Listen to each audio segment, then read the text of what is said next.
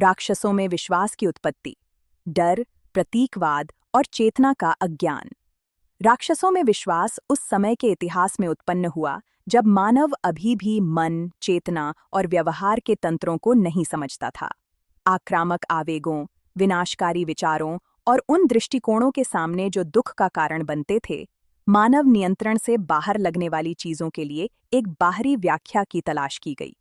इस प्रकार दानवात्मक आकृतियां जन्मीं, जो बुराई को एक स्वतंत्र इकाई के रूप में व्यक्त करती थीं।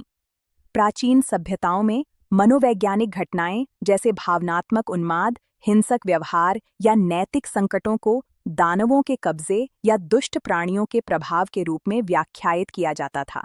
वैज्ञानिक और मनोवैज्ञानिक ज्ञान की कमी ने इन अनुभवों को समझाने के लिए मजबूत प्रतीकों के निर्माण की ओर ले गई। दानव ने उन सभी चीजों का प्रतिनिधित्व करना शुरू कर दिया जो मानव चेतना द्वारा भयभीत, अव्याख्यायित या अस्वीकृत थीं। आधुनिक गहरी मनोविज्ञान इस प्रक्रिया को स्पष्ट करती है। मानव प्राणी बाहर उन चीजों को प्रक्षिप्त करने की प्रवृत्ति रखता है जिन्हें वह अपने भीतर पहचान या एकीकृत नहीं कर पाता। भय, दबाए गए आवेग, क्रोध और विरोधाभासी इच्छाएं ऐतिहासिक रूप से प्रतीकात्मक आकृतियों में बाहरीकरण की गई है। इस संदर्भ में दानव एक वास्तविक प्राणी नहीं है, बल्कि चेतना के आंतरिक संघर्षों का प्रतिनिधित्व करने के लिए बनाई गई एक छवि है। स्पिरिटिज्म इस समझ को बढ़ाता है जब यह बताता है कि दानवों में विश्वास की उत्पत्ति भी अपूर्ण आत्माओं के प्रभाव से संबंधित है। आत्माएं जो अभी भी स्वार्थ, अज्ञानता और भौतिक लगाव में बंधी हुई हैं, समानता के आधार पर मानव विचारों और भावनाओं को प्रभावित कर सकती है। हालांकि यह प्रभाव कभी भी पूर्ण या अपरिहार्य नहीं होता।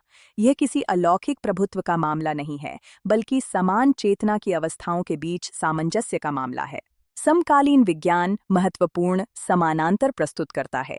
मानव व्यवहार पर अध्ययन दिखाते हैं कि भावनात्मक वातावरण, विश्वास और मानसिक पैटर्न दृष्टिकोण और निर्णयों को आकार देते हैं।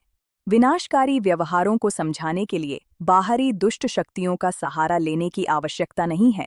आत्मा विज्ञान केवल इस तर्क को आध्यात्मिक क्षेत्र में विस्तारित करता है, हमेशा जिम्मेदारी को व्यक्ति के पास बनाए रखता है। इस विश्वास की उत्पत्ति में एक और महत्वपूर्ण कारक भय का शैक्षिक उपयोग था। प्राचीन समाजों में दुष्ट प्राणियों का खतरा नैतिक नियंत्रण का एक उपकरण के रूप में कार्य करता था। दानव का भय उन व्यवहारों को रोकने के लिए काम करता था जिन्हें अनुपयुक्त माना जाता था, उस समय जब नैतिक जागरूकता अभी परिपक्व नहीं हुई थी। समय के साथ शैक्षिक प्रतीकों को वास्तविकताओं के रूप में लिया गया।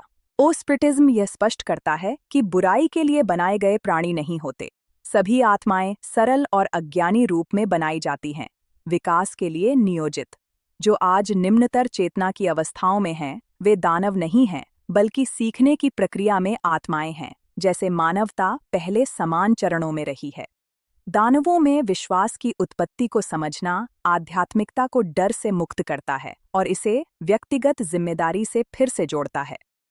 बुराई एक बाहरी शक्ति नहीं रह जाती जिसे लड़ा जाए, बल्कि यह एक आंतरिक स्थिति बन जाती है जिसे समझा और परिवर्तित किया जाना चाहिए। जहां चेतना है, वहां परिवर्तन की संभावना है। यह परिपक्व दृष्टिकोण नैतिकता को कमजोर नहीं करता, बल्कि इसे मजबूत करता है।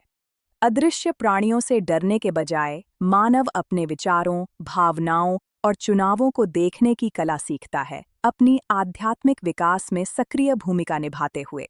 यदि यह विचार आपको धार्मिक विश्वासों की उत्पत्ति और मानव व्यवहार में चेतना की भूमिका को बेहतर समझने में मदद करता है, तो लाइक करें, साझा करें और अपनी टिप्पणी छोड़ें।